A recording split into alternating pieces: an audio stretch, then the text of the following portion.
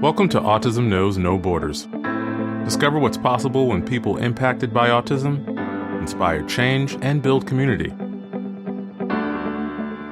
Together with the Global Autism Project, here's your host, Rachel Harmon.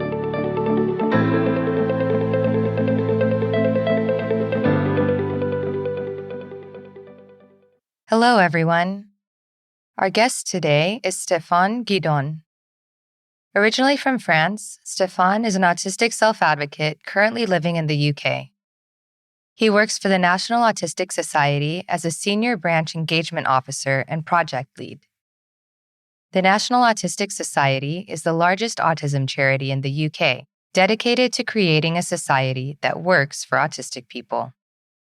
In today's conversation, we discuss Stephane's journey of self-discovery, his autistic strengths, how he relates to his autistic son, autism awareness in France, Stephane's role at the National Autistic Society, and key components of a successful peer group. In this episode, discover what's possible when peers connect. To learn more about Stephane and his work, please visit our show notes at autismknowsnoborders.com. We appreciate your time. If you enjoy this podcast and you'd like to support our mission, please take just a few seconds to share it with one person who you think will find value in it too. You can also follow us on Instagram at Autism Podcast, subscribe to our YouTube channel, Global Autism Project, and join our online community on Mighty Networks at community.globalautismproject.org. And now, I present you Stephane Guidon. Hi, Stephane. Welcome to Autism Knows No Borders. Thank you for being here. Hi. Let's start with a brief introduction. Okay. I work for an organization called the National Autistic Society, which is the largest autism charity in the UK. And I'm a project leader. And currently, I work on a project which aims to train, guide autistic adults to form their own social peer groups all over Wales, because it's a pilot which is happening in Wales. So that's my thing. Okay, great. We'll definitely get into more details of your project later on. But I'd like to first talk about your autism. So when did you learn about your diagnosis?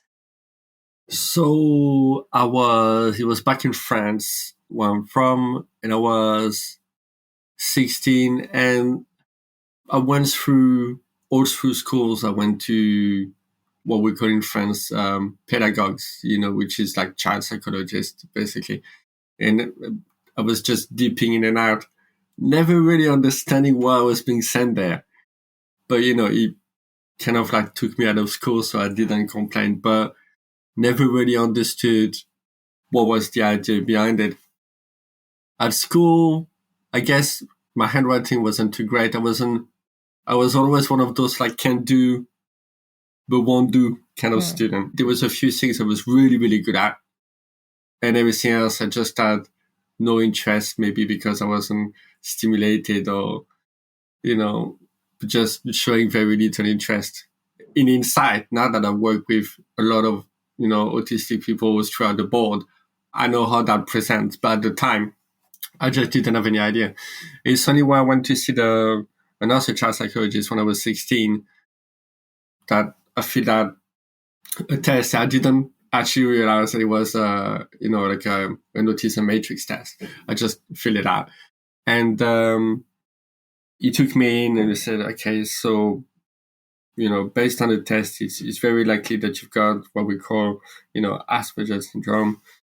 And I said, well, so, okay, is that bad? Is my, is it physical? Is something's going to happen to me? I said, no, nothing like that. Look, I'll tell you what it means is, so there's two kind of people. You've got people who are sprinters and people who are long distance runners. And you're a long distance runner. And to this day, I don't think that made any sense. And it really hasn't helped me at all. And I had to discover everything for myself, what that meant, what it meant to me, had to apply it, avoid the pitfalls, And actually, my story is very similar to a lot of autistic people that I know around my age. Difficulties holding jobs, trying to get the best fit, failing miserably, and I went from like job to job. It's only now, very recently, now like 45, that I found my niche. But that's because I decided to really kind of accept what was going on and actually just jump right into the autism business. And I realized that by doing that, I felt, finally I've got a job where I belong, because I'm lucky that I'm treated very well where I am. Obviously I would be because, it's an autism organization. Right. But it's, I really fit it. But also know a lot of people who are still struggling even now to kind of make peace with it and use it to the best of the advantage. I'm still struggling with, bits and pieces in terms of, theory of mind and communication and getting the wrong end of the stick and how I need to present myself. Social burnout is a big one. But overall, I'm not doing too bad. But sometimes I do think that back when I was 16, if things had been explained to me a little better and I knew what my shortcomings were going to be or the areas that I needed to work on and develop, so my life would be a bit more straightforward, it definitely would have helped, yeah. Yeah. Well, I mean, almost 30 years ago in France, what was the understanding of autism? Well, it still hasn't moved much from 30 years ago, but it's definitely, it really doesn't have definitely 30 years ago, it didn't have a positive slang to it. It was seen as a disability, but it was seen as a disability as the same bag as schizophrenia or psychosis or even Down syndrome or anything. It was really seen as something that was life limiting, opportunity limiting, and there was so little understanding of it. Even now, I struggle to find people in France who really have a good handle on what it is. Mm-hmm. I remember talking to, because my son is autistic as well for my sins. And I remember when my son was born, I spoke to my dad about ranking, and this is it. And it was really hard for him to get his head around it. And he was a, really smart, well educated man, but this was just so out of his backyard, just never met anybody that was autistic. And I think that's it. In France, you really have to chase after them because it's somehow they're hiding. They're all in hiding. It's really hard to actually find autistic people who will, come out and almost disclose, I'm autistic and this is my life and those are the things that I need. So definitely in France, I think it's still not a taboo subject, but there's still a lot of work to do. And I think there's a lot of work to do to turn it into something that's, positive or at least, different, but we can work with that. Mm-hmm. Right. Well, culturally, there's just a big stigma around mental health in general in France, right? Yeah, that's right. I mean, yeah, mental health. I'm lucky that here in England, there is a big discussion around it. But in France, I don't want to seem anti-patriotic, but, France can be quite a chauvinist country and quite set in their ways when it comes to certain things. And I think mental health is one of those. There is, again, poor understanding, not much treatment going around. You really have to be at a certain level of need or in crisis for something positive to happen. But community level, you're not going to find or never ever seen community center or practitioners who really work like at neighborhood level. That just doesn't seem to exist unless you're in crisis and you go to hospital. But there doesn't seem to be anything else under that, which shows the lack of knowledge and the damage that it can do. Not just to the economy, but to families, to communities, and so on. It's a shame, really. Yeah, I think there's some progress that's been made, at least in the past few years, even with research. Yeah, absolutely. Yeah. Yeah, there is a lot of research being done. Mm-hmm. And, depending where you're going in France, you can see it's like everywhere, there's like example of good practice. Mm-hmm. And what you want to see ideally is, those network of like good practitioners and good research kind of like joining together for the greater good, and not just, but this is my research and this is my research, and, not going to share because of politics of geographical locations. But you're right, there is progress like everywhere, but it's just slow. Yeah. Okay. So, Stephane, what are some of your autistic strengths or special interests? Ooh, my strength. I've got a pretty good memory for facts that I'm interested in, but that sounds so autistic. But I really do have quite a good memory for certain things, like almost like encyclopedic level, quite good at researching things that I'm interested in. I think actually I managed to get quite empathetic and, to others, but that took a lot of practice. I'm still struggling sometimes to put myself in somebody else's shoes, but that's why I'm lucky that because I've been working from a young age, I've kind of gathered those skills, painfully, so I could like function in the society. Mm-hmm. And my shortcomings, I guess, they're the same as everybody else, that we're all in the same boat. Social burnout is quite a big one for me. I need an awful lot of me time every day, hours and hours of me time. Once I've done a day's work, especially if it involves speaking to people, I'm really wiped out by the end of the day, even if it's working for just a few hours. I know a lot of people who are similar.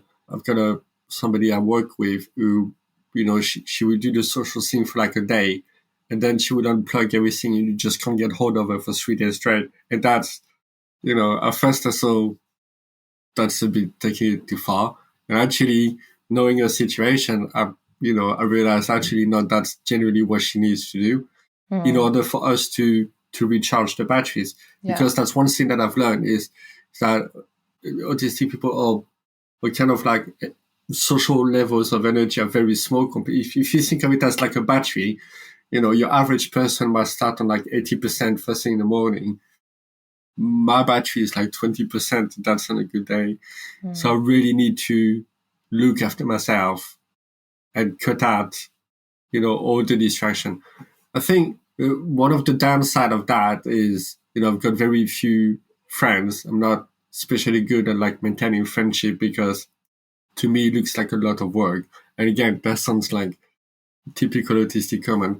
But I'm lucky that the two friends that I've got, they're also autistic, so they know exactly what it's like. So I don't have to like try too hard, and I don't have to feed it and nurture it all the time. Mm-hmm. Is your wife autistic? No, she's not, but she's English, so it's fairly similar. No, but she really understands, but she's one of those. She's really independent. We don't, with the kids that we've got with my son, who is quite, because he's autistic, but he's also diabetic type 1. So his life and her life by default is quite regimented. So when we get time off, we don't really want to like hang out together and do stuff as a couple. It's like I do my things and, she goes out and see her friends or go and do yoga. So, we kind of like, we make it work, and we've always made it work. We didn't have to have massive conversation. Sometimes, we do feel, we haven't spent time together for ages. I don't feel it as much as she does, but that, I do realize, actually, she needs to spend time with me now, and actually I do need to spend time with her as well. Mm-hmm. It's about being able to identify it, but like I said, because our life is so regimented, sometimes I lose myself into the day-to-day, into my interest and looking after my son and so on, and before you know it, it's like 3 months have gone by. Yeah. Yeah. It's wow. Yeah. You said you have 2 kids? Yeah. Okay. And one is autistic. Yeah. Do you feel a special connection to the one that's autistic? Yeah, and it's not just like the biological aspect of it all. I really do actually, especially when he was younger. It was awfully easy to get down to his levels. It was anything he was into, like video games or Sonic the Hedgehog or whatever. I could generally get on his wavelength, and we spent hours just bashing it with like games and so on. But as he's growing up now, I've been able to identify those milestones, and sometimes it's quite uncanny how much of his milestones are similar to mine. But he's got the knowledge and the understanding and the diagnosis, whereby up until my teenage years I didn't. But I can see his milestone in like his vocabulary would be like the same, few thousand words, and then something would happen, no obvious reason, and suddenly would just make a massive leap, and his reasoning and his vocabulary would just seem to like jump massively. It's like, how did he get that from? And actually, it's so internal, and it's just stuff that he picks up. It's at school, and he internalizes it, and sometimes it comes out. And when it comes out, it's like, right, okay, it's changing, and so you get all those milestones that actually you can really see them in. I've worked with children and young people on the spectrum as well, and you can see that when you work long enough with an autistic child or an autistic teenager, you can see those milestones and how they hit them and what they want to do with them. And yeah, it's really, really interesting how they grow and how they evolve. Really fascinating. Cool. How old is he now? He's about, in February will be 16. Oh my God, 16. Oh, wow. So far we haven't had the typical stuff. My daughter is a bit older. She's 2 years older. And we haven't had any of the typical teenage stuff, the much more grounded that I was. I was an absolute disaster when I was a teenager. Just awful. So badly behaved is untrue, but compared to that, my two kids, they just don't know what we've done, but we must have done it right. They're just lovely, no trouble, straight A students. Are you actually imagining at the DNA test? So it's just amazing once you've got the knowledge and you know the pitfalls, you can avoid it. But it's also been really hard with the kids. For a long time, we couldn't find appropriate placement for my son because he was never going to do mainstream. So it's always been like SEN, especially school. And we've just struggled because I live in a place which is quite, not rural, but, it's not exactly London. And there's only so many specialist schools around. And we've tried them all, and each of them just really let us down. And now he's somewhere where he's really happy. And again, we were talking about those milestones. He just keeps hitting new milestones, like almost like every month. So it's amazing. But it has been really a hard fight. And I know a lot of parents of autistic children, they would tell you that as well. They would say it's been such a fight. And it's such a shame that it has to be that way, that you need to go through all those hoops in order to find, that one place you will really understand your kid and treat him right. Right. Yeah. Okay, Stephane, let's transition into talking about your work. Okay. So tell us about your organization, the National Autistic Society. Yeah. So the project I'm working on is actually part of a bigger vision that the National Autistic Society has. And one big part of it is the idea that, we almost we didn't coin autism as a superpower, but sometimes when we talk about the strategy, that's the kind of take we want on it. I always find autism as a superpower a little bit corny. However, I do think it needs to be presented in a much more positive way.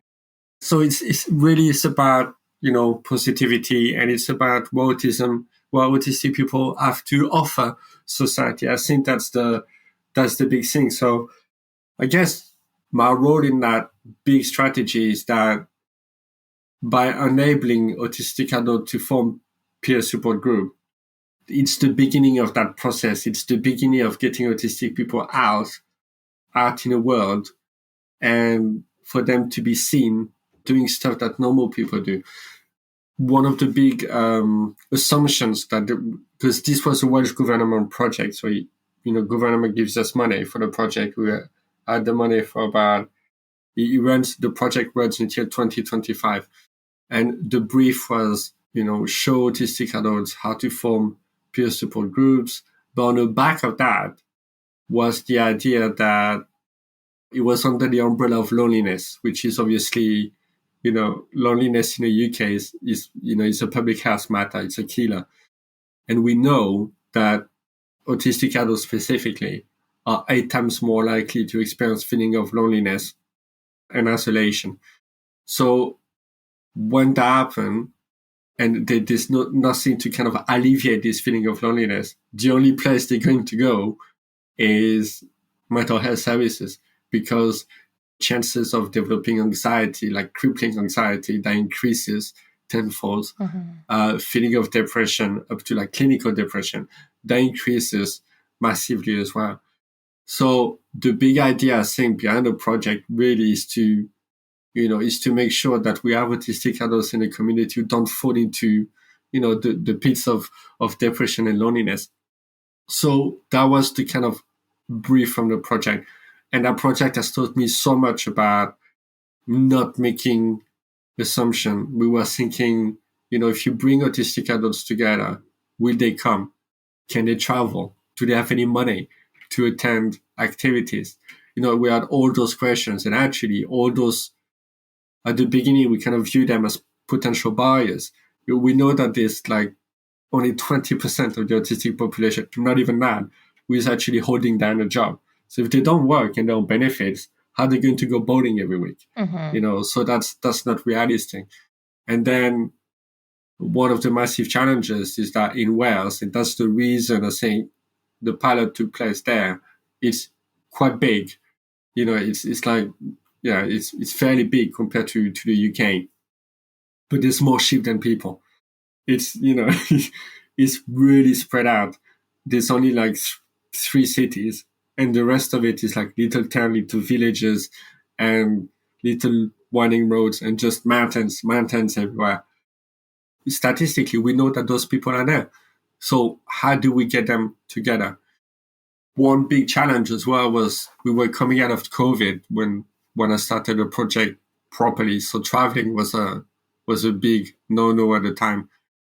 But when I started hanging out with people informally, before I started setting up groups and showing adults how to do those groups, I could see that they were so anxious to do this. But at the same time, they were desperate. They were desperate for social contact, but they were really anxious to go out and put themselves into that situation, because you put yourself in a very vulnerable place when you meet unknown people, and suddenly there's 20 people in a restaurant, you don't know any of them, and they're all in the same boat because they're autistic. So that's the big idea, but it's very challenging, and obviously COVID did not help. Right. When you tell autistic people, you need to stay home and not touch anyone, don't go near anyone, they really take it to the letter. I know I did.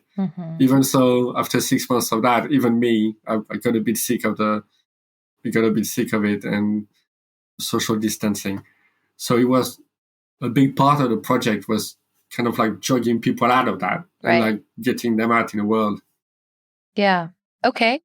So having had some experience now in leading some of these groups, or getting people to lead the groups themselves, what would you say are some key components for a successful peer group? That's a very good question. When I look back at, for example, two groups which work exceptionally well, the pilot group and another group that I'm working very closely with, one of the things that was the main ingredients was the group leader is really good. And what I mean really good is that, first of all, he's autistic. He's on Asperger's syndrome. That's how he identifies himself, and that's fine.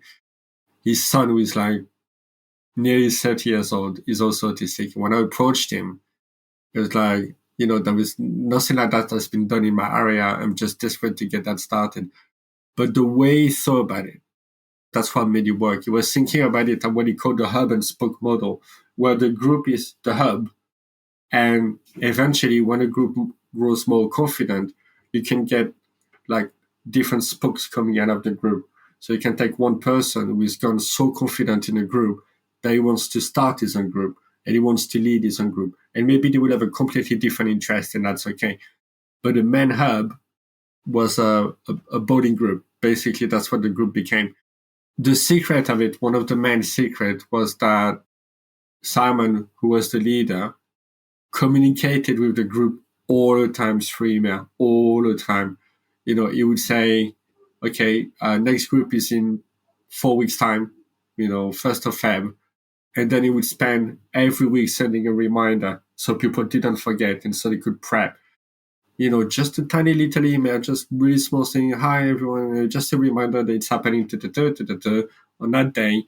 And that's it. And he would send one every week until the event. Event would happen. Everybody would turn up at the bowling place. They would have a really good time. They knew that Simon was there. They knew that the group was there. Sometimes there would be new people coming in, and that was okay too. And then at the end of the session, everybody goes away. Simon would send an email for the next one, and so on. So communication and thinking about preferred method of communication, because some people like to text better, not an email. Some people like the phone call. So it took all of that into account. So each person was treated as an individual, as part of the group. The other thing that made a massive difference is that the venue was the same every time. And that for that group, some groups it's not necessary, but for that group, it was absolutely necessary. And that's why it got so successful, is because it was the same venue. And we got really lucky with that venue because basically it's in a caravan park, and the hub of the caravan park, the kind of like social community space, it's always open. So in there, you've got a bowling alley, you've got a pool room, you've got a cafe, and you've got an actual bar as well. And there's tons of space. And it's never really, really busy because of where it is. It's quite secluded. So the owner also happens to be autistic. So there is so many things that are aligned with that group. But once we secured the venue, that's when the group really took off. The one thing that was really interesting, and that's what I've learned really the benefit of the group, is we had a couple of people, when they came and play bowling, you could really tell because, bowling is not a natural activity for an autistic person. When you think of like all the stimulation, loud noises, banging lights, screen like flash at you all the time, you don't think, we might have issues there. And we've had a couple of people who came in the first time. One of them was becoming, who actually came forward to become a leader soon. He was almost like vibrating with stress on the first one. And you couldn't talk to him. He was just so tense. But, he was playing. And eventually I put him aside and I was like, you're right. And, I can see you're a bit tense and this is a bit too much for you. And he said, yeah, it is too much. But I'm just so desperate to attend something that I want to be here. I have to be here. I have to challenge myself because if not, I just won't go anywhere. And now he's become a core member of that group.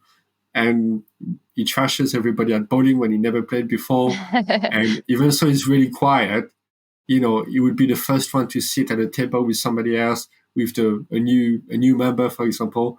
And it's just absolutely brilliant. And that's a real success story.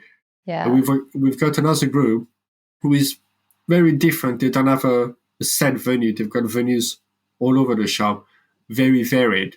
But again, the crowd is lovely. The group is lovely. The leader is, very sensitive to the people's need. And that's what really works. So, so it's just brilliant to be part of that, really. Right. Yeah, you're giving people a sense of belonging to a community that otherwise wasn't there. And that's so important, especially one for this population who is already feeling isolated amongst the rest of society. But yeah, also during a pandemic, coming out of a pandemic, when people are afraid. So setting up a safe space where they feel welcomed and understood and validated, especially if the leader themselves is autistic. I mean, that's the point of the peer-led support group, right? That's right. I think it would be, I'm not saying it would be impossible, but it would be challenging for a group leader who is non-autistic to try and establish a group, because there would be also, I've got a lady at the moment who is trying to do that, and her son is autistic, but she's not. But she's just starting a group, and she invited me, begged me to kind of like supervise it, like the beginning few sessions of it. But I think overall, it would be difficult for a group leader who's not autistic to really get it, to really get the idiosyncrasies and the need that some people would have, because even with the group leaders who are autistic, and I've trained them myself and so on, you're still dealing with one of the challenges of this is you're dealing with autistic people, yeah, but you're also dealing with adults, so you can't lead from the front, you can't tell them what to do or suggest what to do or put your foot down on any way. It has to be a juggling, completely like cooperative exercise. But you are dealing with adults who have some issues beyond autism sometimes. It could be like mental health and so on. And the group leader has to be able to handle that and reconcile those needs with the autism. So I think, yeah, somebody who is not would find it tricky, not impossible, but just a little bit more tricky. And they might need, support, which is also part of the project. We spent months and months writing what we call a toolkit, which is basically a book. It's a set of resources full of like one pages and transcript and videos on how to set up a group successfully.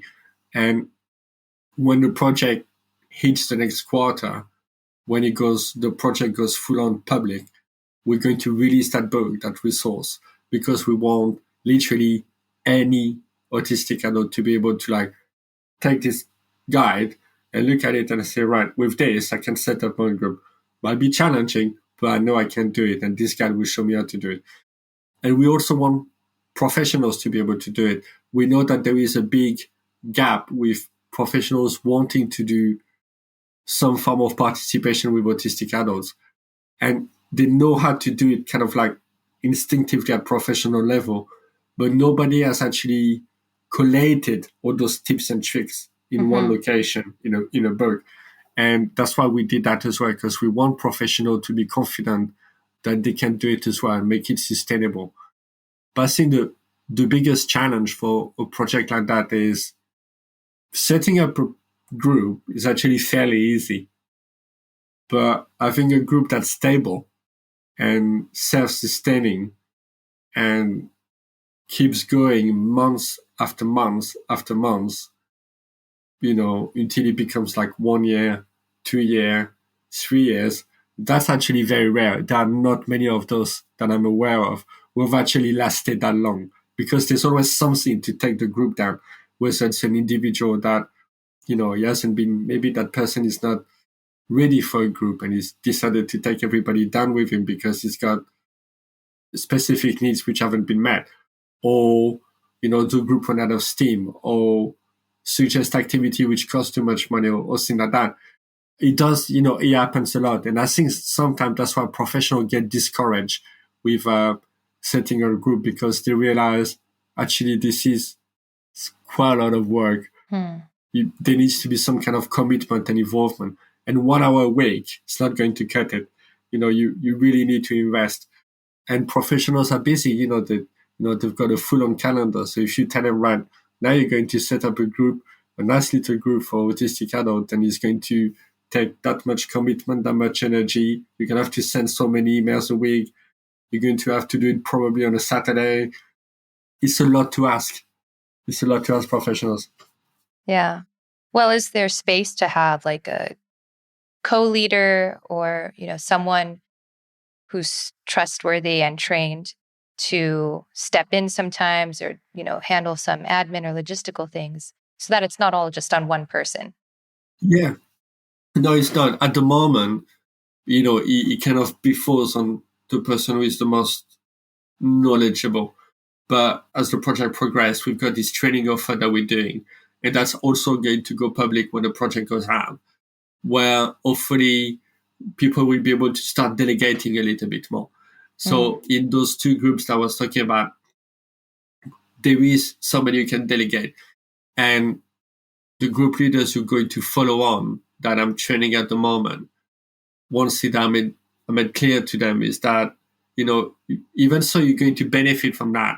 And a lot of the people in the community are going to benefit from what you're doing, from setting up a group. It is a fair amount of work. And you do need to find somebody to help you, or somebody who's willing to step up before the group is started. Mm-hmm. I've tried to explain to them that there is actually quite a lot of foundation that needs to be built properly before you can start your group, so you don't get swarmed straight away. Because as soon as somebody goes public with a group, they get swarmed because they get so much demand. The very first group I started, I put like a quick email. I put a mailbox on the National Autistic Society site, just saying, it was like half a page. We're starting this project. If you're interested, email this. Within 3 days, I had 100 queries from all over Wales. And so much that after 3 months, when I better shut that box down. And I was the only one. Because I was the leader and everybody was involved in like different areas of the project. I had to pick up all those queries. And, that's fine because, that's part of my job. I'm the leader.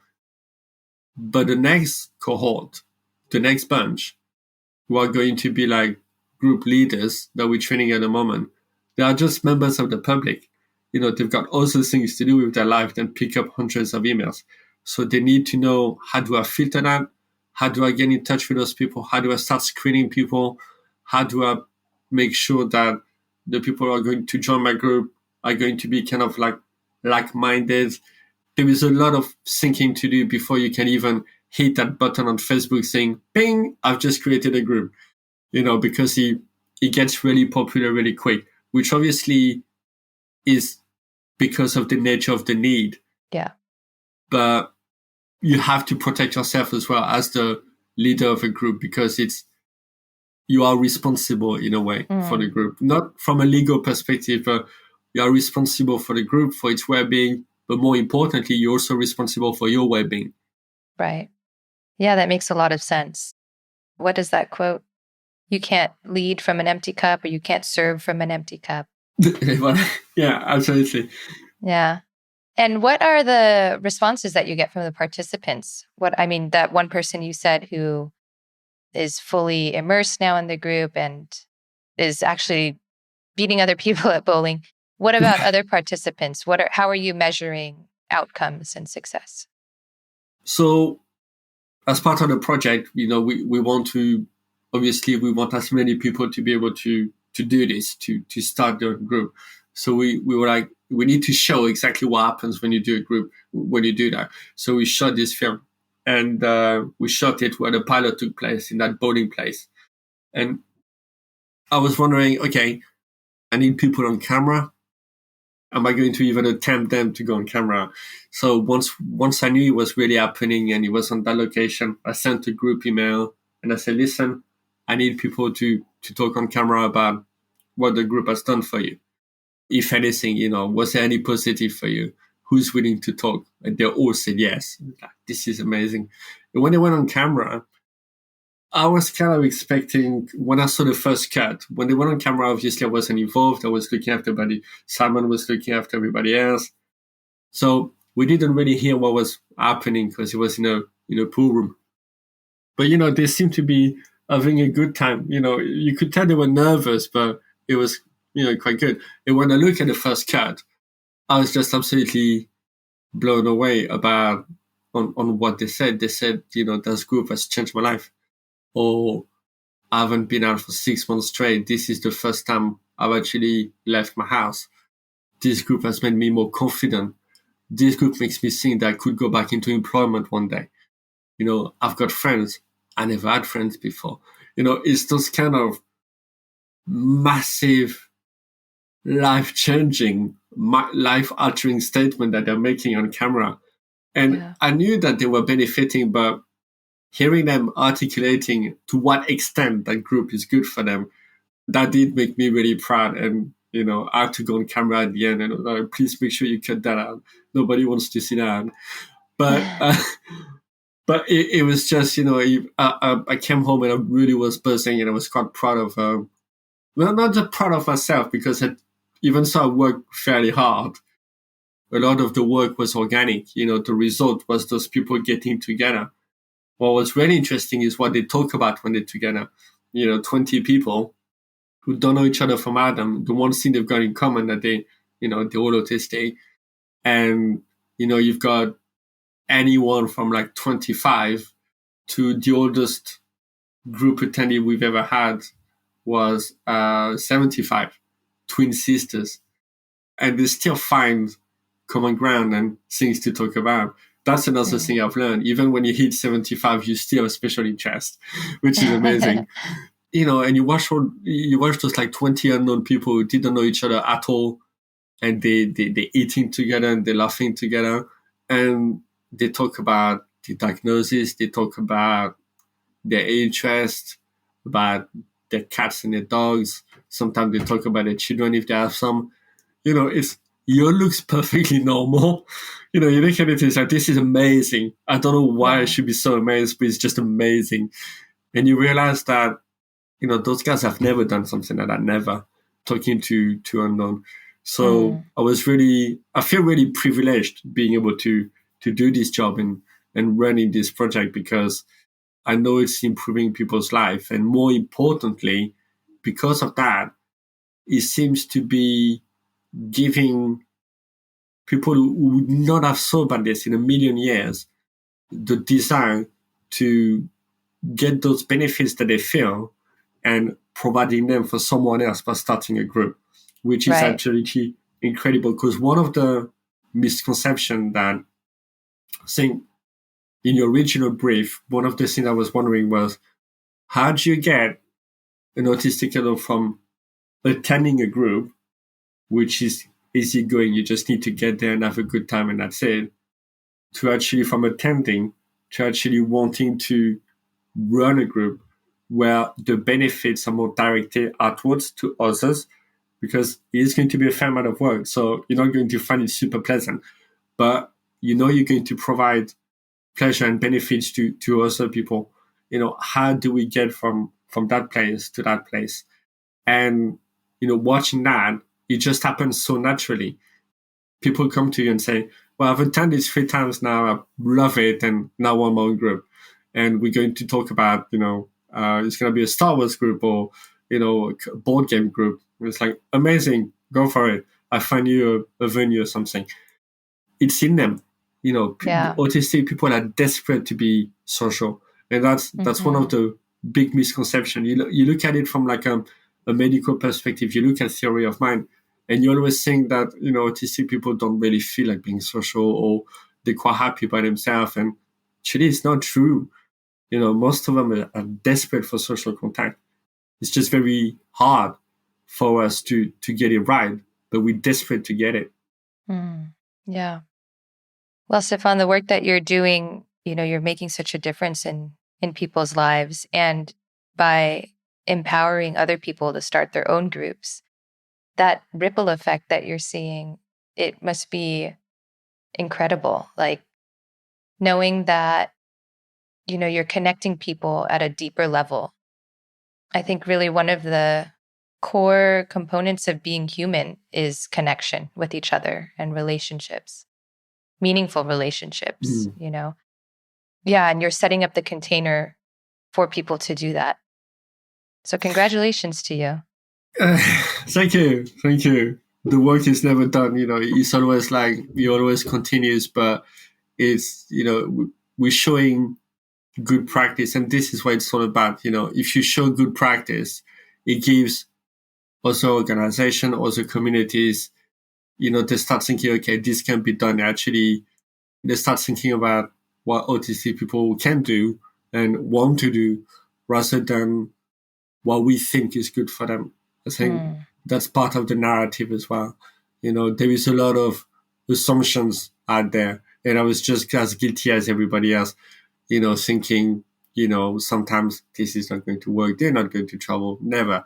Actually, they will take the train for 2 hours to get to the venue. So, it's learning by seeing it, I think. And the more we learn, the more we can actually provide what's needed for the community. And if we provide what's needed, we as a society, we're going to see the benefits tenfold, hundredfold. But we need to start thinking, why is it that as professionals, as organization, why is it that we need to provide for those people to do what they, should be doing, what they're entitled to be doing. And absolutely, that's the key. Yes. I see some parallels with our online global autism community.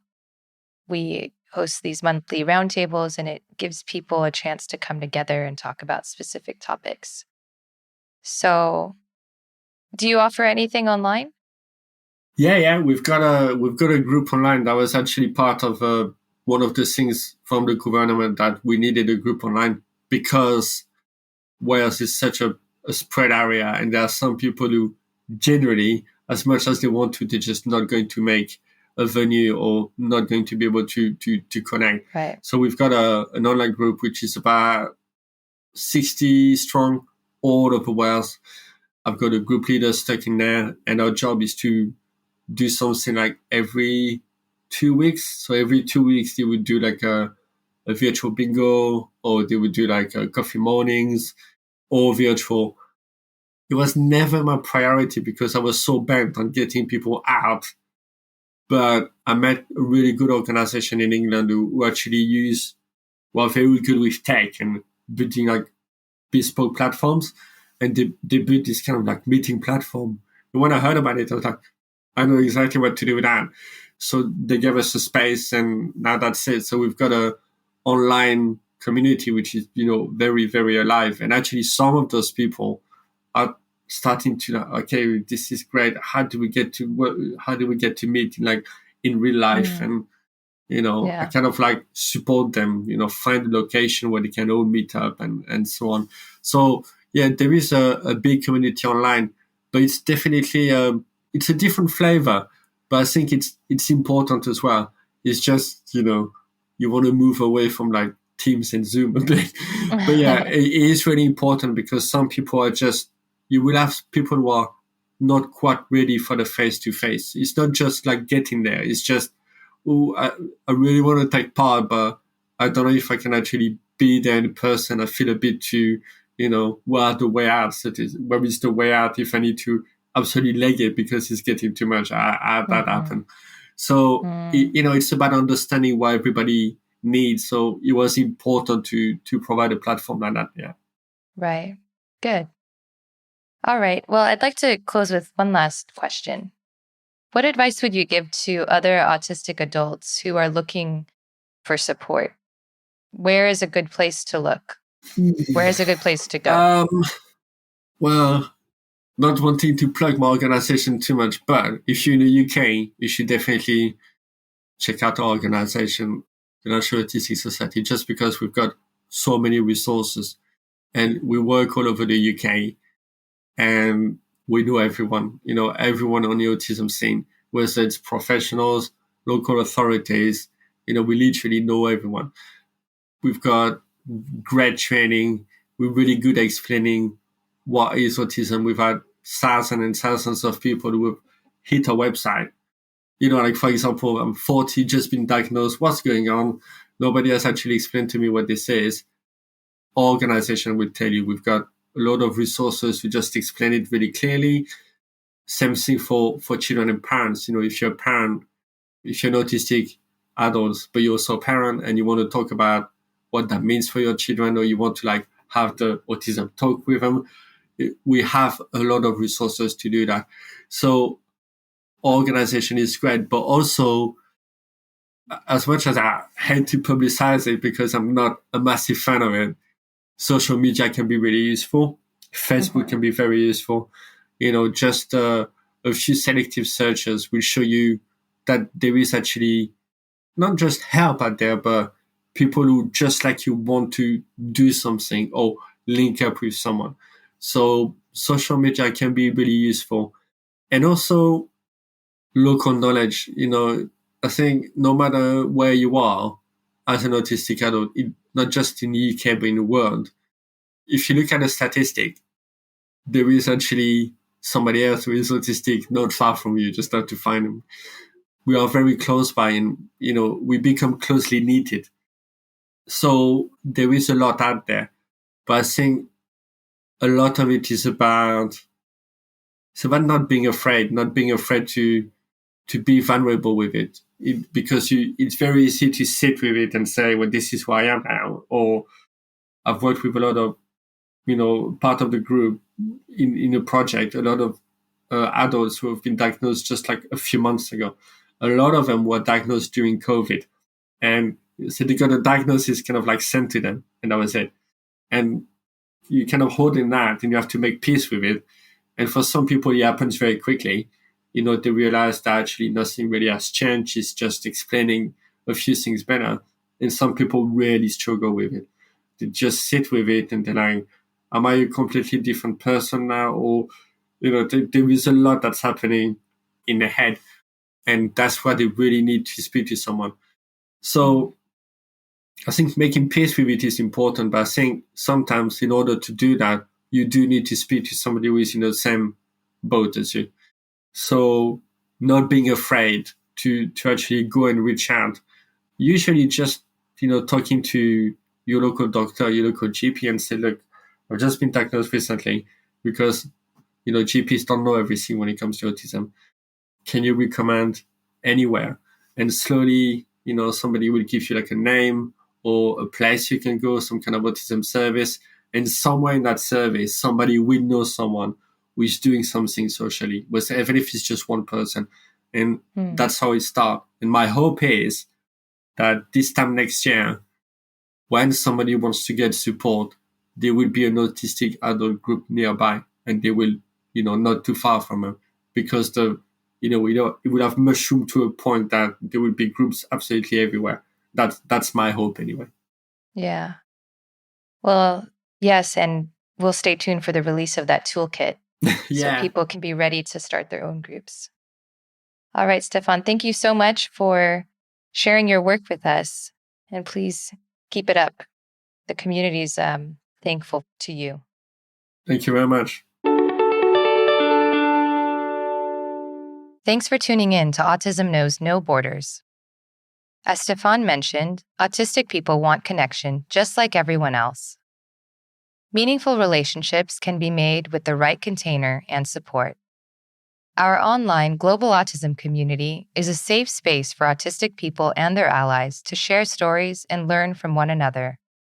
Whether you're a self-advocate wanting to connect with other autistic people, or you're a family member hoping to support and empower your loved one, or you're a professional seeking to hear directly from autistic voices and improve your practice, you can join our online global autism community to collaborate with people from all over the world.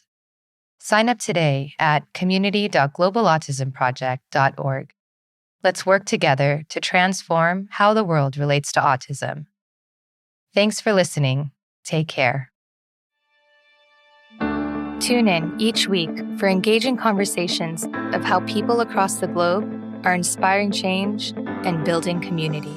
You've been listening to Autism Knows No Borders, brought to you by the Global Autism Project. You can find Rachel's notes for this episode and learn more about today's guests at autismknowsnoborders.com. If you enjoyed this episode, please subscribe to the show on iTunes or wherever you get your podcasts. By doing so, you'll be helping us increase awareness and acceptance of autism around the world.